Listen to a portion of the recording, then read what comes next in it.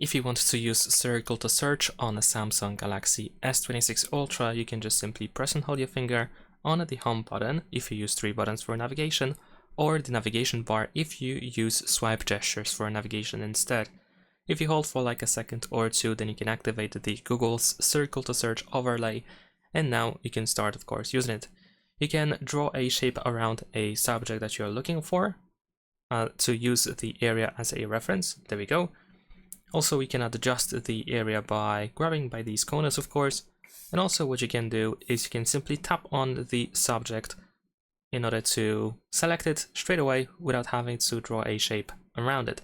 And then you get Google search results, of course, that is related to the reference over here that is selected on your screen. This allows you to also tap on a text if you're looking for like some definition or something. You can, of course, Google the selected phrase as well.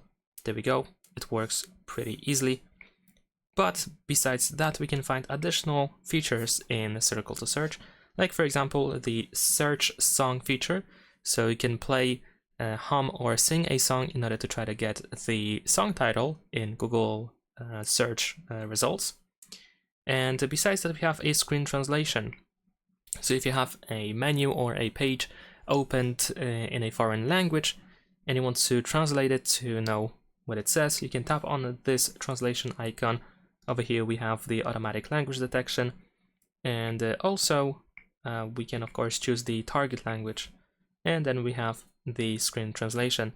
This hand with an arrow allows you to activate the scrolling option, so you can scroll down in order to keep scrolling down and translate the screen afterwards.